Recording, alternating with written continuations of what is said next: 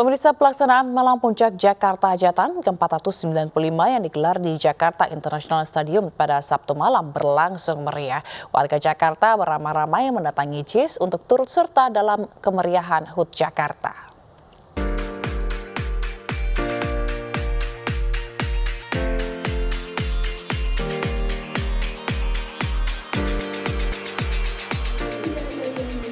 Puncak kemeriahan ulang tahun Jakarta ke-495 bertema Jakarta Hajatan digelar di Jakarta International Stadium atau JIS pada Sabtu malam.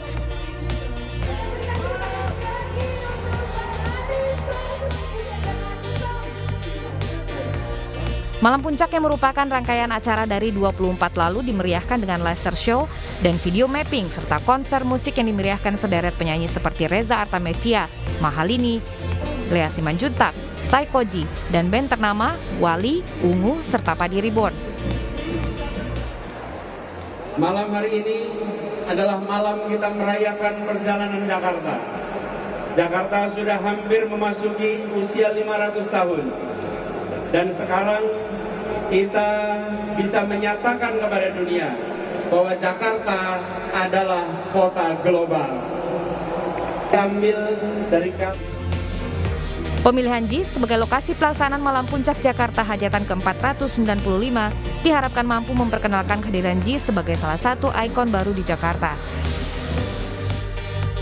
Selain ada sejumlah penampilan menarik dalam Malam Puncak Jakarta Hajatan ke-495 ini, turut dilibatkan pula sebanyak 55 UMKM yang ada di Jakarta. Dari Jakarta, Tim Liputan iNews melaporkan. Kota Jakarta merayakan ulang tahun ke-495 tahun. Jelang 5 abad usianya, ibu kota terus bersolek mempercantik parasnya.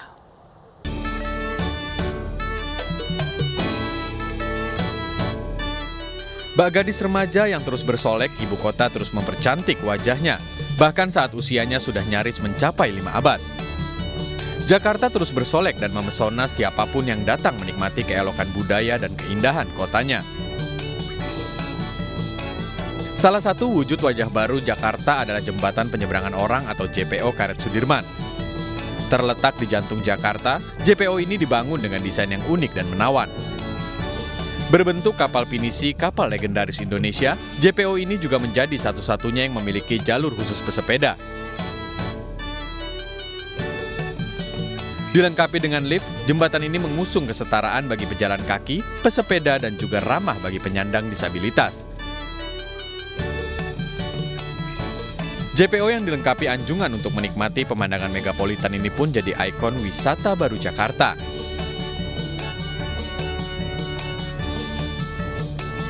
Sadar akan kebutuhan warga terhadap ruang terbuka hijau dan rekreasi, Pemprov DKI merevitalisasi taman di Tebet menjadi ekopark.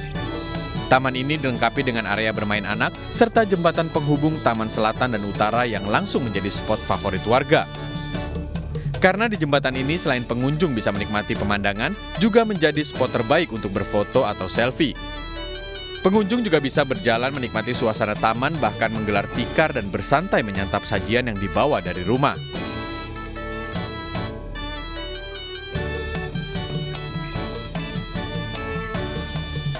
Pemprov DKI juga merevitalisasi Taman Ismail Marzuki yang sudah lekat sebagai pusat kegiatan seni budaya di Jakarta.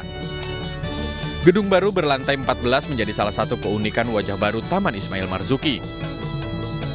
Bangunannya merupakan inspirasi dari lagu ciptaan Ismail Marzuki, Rayuan Pulau Kelapa. Di dalam gedung panjang dibangun aneka fasilitas untuk warga maupun para seniman, termasuk Perpustakaan Umum Daerah DKI Jakarta. Ruang baca perpustakaan ini dibuat dengan nuansa kayu yang menghadap ke planetarium. Selain perpustakaan, kolam renang di rooftop gedung menjadi bagian baru yang makin menambah cantik wajah Taman Ismail Marzuki.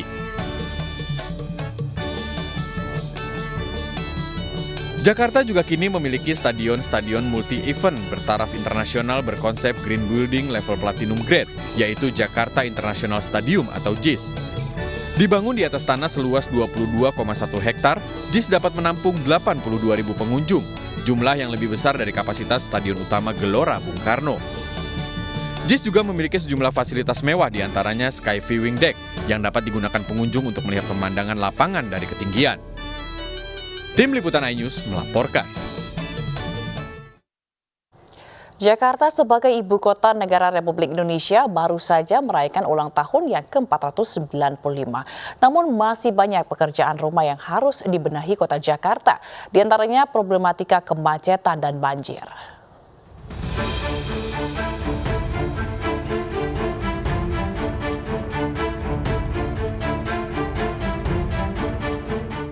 Di usia yang hampir menginjak setengah abad, berbagai cerita menghiasi kota yang dihuni hampir 10 juta warga ini. Kemajuan transportasi menjadi salah satu poin yang diacungi jempol oleh warga.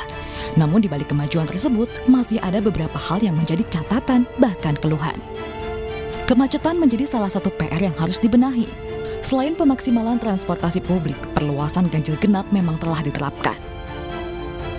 Buruknya kualitas udara di ibu kota akhir-akhir ini juga menjadi sorotan. Sejak Jumat pekan lalu, berdasarkan pantauan IQR, menurut BMKG kualitas udara memburuk akibat tingginya angka polutan dari berbagai sumber emisi. Adapun 4 hari terakhir, yakni sejak Jumat 17 Juni 2022 hingga Senin 20 Juni 2022, kualitas udara di ibu kota tergolong tidak sehat. Menanggapi hal tersebut, Pemprov DKI berdalih perlu waktu untuk mengatasi masalah. Salah satunya lewat program Langit Biru dengan cara mengurangi kendaraan dan menambah ruang terbuka hijau. Tapi bila ada satu hari di situ buruk sekali, kemudian hari-hari berikutnya itu kembali seperti normalnya Jakarta, pasti ada sebuah peristiwa yang terjadi di hari itu. Nah, yang perlu kita lihat adalah bahwa kualitas udara itu tidak ada pembatasan KTP administrasinya. Nggak ada. Jadi, ada memang emisi dari dalam kota, tapi juga ada pergerakan dari berbagai wilayah. Selain kemacetan dan polusi udara, banjir menjadi permasalahan yang kerap menjadi langganan, terutama saat musim hujan tiba. Banjir Jakarta seolah menjadi fenomena tahunan yang terus berulang tanpa pernah tuntas terselesaikan penyebabnya. Permasalahan air bersih juga menjadi PR Jakarta. Bahkan data menyebutkan bahwa jangkauan air bersih hanya bisa mencakup 62% wilayah Jakarta dan 22,85% warga tidak menikmati pelayanan air bersih. Kemacetan, polusi udara, banjir hingga permasalahan kualitas air bersih seolah menjadi daftar pekerjaan rumah Jakarta yang tak kunjung terselesaikan siapapun gubernurnya. Namun optimisme untuk membangun dan memperbaiki Jakarta lebih baik harus terus ditanamkan. Selamat ulang tahun Jakarta. Semoga kalimat bahagia kotanya, bahagia warganya tak hanya jadi slogan semata, tapi benar dirasakan oleh warga. Sementara itu, dalam rangka menyemarakan peringatan Hari Lahir Pancasila, sejumlah budayawan Indonesia dan pelaku UMKM menggelar kegiatan budaya pesona Bhinneka Tunggal Ika. Pesona pagelaran Bhinneka Tunggal Ika tahun ini mengangkat tema serasi dalam keberagaman. Peringatan Hari Kelahiran Pancasila digelar dengan kegiatan Festival Budaya Indonesia yang difokuskan di Taman Mini Indonesia Indah, Jakarta Timur, tepatnya di Anjungan, Provinsi Riau. Pesona pagelaran Bhinneka Tunggal Ika tahun ini mengangkat tema serasi dalam keberagaman yang dibuka langsung oleh Wakil Gubernur DKI Jakarta, Riza Patria.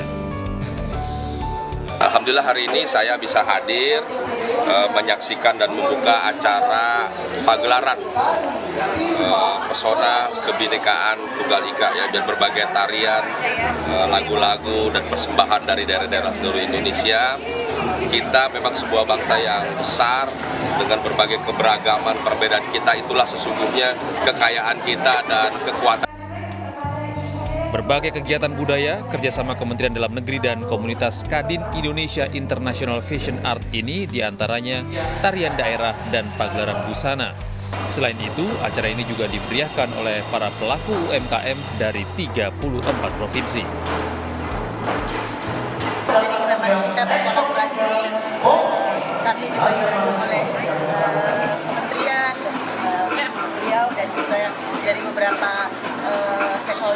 terkait, kita sama-sama berkolaborasi, bersinergi, memajukan UKM, memajukan budaya yang memang ini merupakan jati diri budaya kita ya, budaya bangsa Indonesia.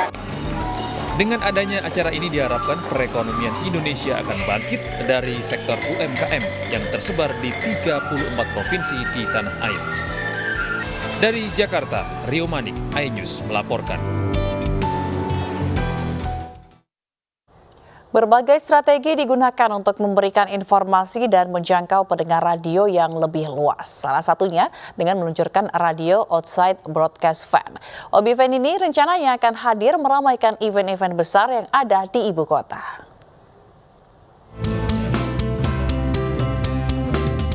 Global Radio bersama dengan Kopi ABC meluncurkan Outside Broadcast Fan atau OB-Fan Global Radio Kopi ABC di Jakarta Fair, G-Expo Kemayoran, Jakarta Pusat. Kedepan, Kopi ABC akan mensponsori program Global Morning Show di prime time pada hari Senin hingga Jumat pukul 7 hingga 8 pagi. Global Morning Show tidak hanya menghibur pendengar dengan lagu-lagu kekinian, namun juga akan membagikan giveaway uang cash Rp200.000 per hari untuk Global People. Boleh mic-nya, Pak Gaus? Menurut Gaus Gunawan, Grup Brand Manager Kopi ABC, kerjasama antara Global Radio dan Kopi ABC, terutama ABC Tulus Mix, sejalan dengan target market yaitu anak muda. Terlebih, Kopi ABC Tulus Mix memiliki berbagai varian rasa baru, yaitu rasa bubble gum dan gula aren.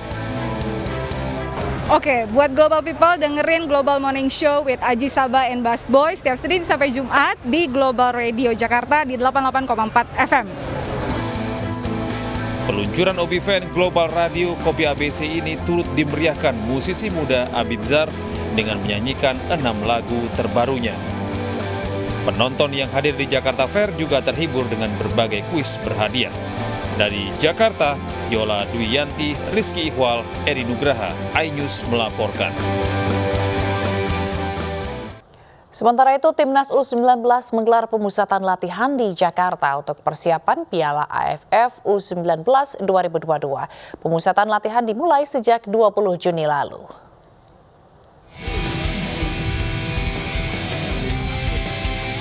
Timnas U19 menggelar pemusatan latihan di Stadion Madia Senayan, Jakarta.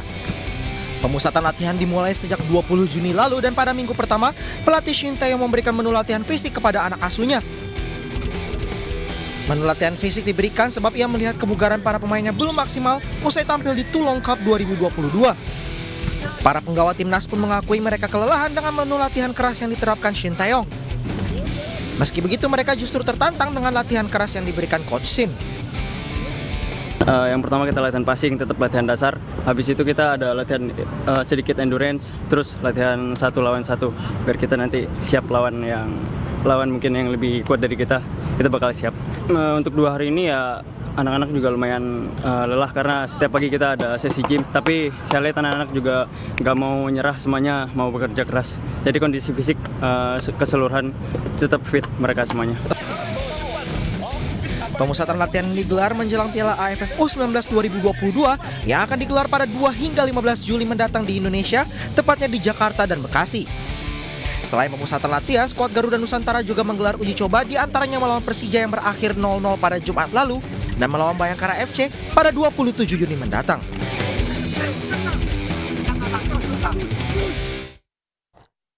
Persiapan juga sudah dilakukan jelang digelarnya kejuaraan FIBA Asia Cup 2022 di Jakarta bulan depan. Pada ajang ini, penyelenggara hanya akan menjual tiket melalui daring dengan kisaran harga Rp230 hingga Rp460.000.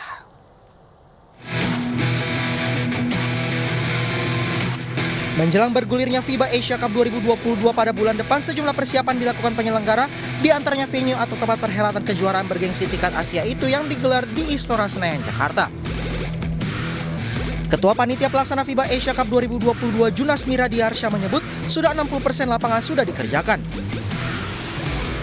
Ya, alhamdulillah ini udah memasuki hampir kurang dari 2 minggu lagi perhelatan kejuaraan bola basket terbesar di Asia tanggal 12 sampai 24 Juli. Per hari ini sudah mulai dipersiapkan venue-nya, ya, seperti kita lihat lapangannya sudah mulai 60%, kemudian nanti akan menyusul area-area luarnya. Jadi secara keseluruhan sampai saat ini kita sesuai dengan rencana. Mengingat masih adanya ancaman COVID-19, pada event kali ini penyelenggara tetap menerapkan protokol kesehatan ketat dan hanya menyediakan tiket secara daring yang saat ini sudah dibuka dengan kisaran harga Rp230.000 hingga Rp460.000. Dari Jakarta, Nur Aryadin, iNews melaporkan. Informasi tadi sekaligus menutup iNews pagi hari ini. Meskipun pandemi COVID-19 angkanya mulai menurun, namun jangan lengah untuk menerapkan protokol kesehatan. Jangan lupa menggunakan masker, menjaga jarak, dan juga mencuci tangan atau menggunakan hand sanitizer. Mewakili kerabat kerja yang bertugas, saya Fazilah Kailunisa pamit undur diri. Terima kasih atas kebersamaan Anda. Selamat pagi dan sampai jumpa.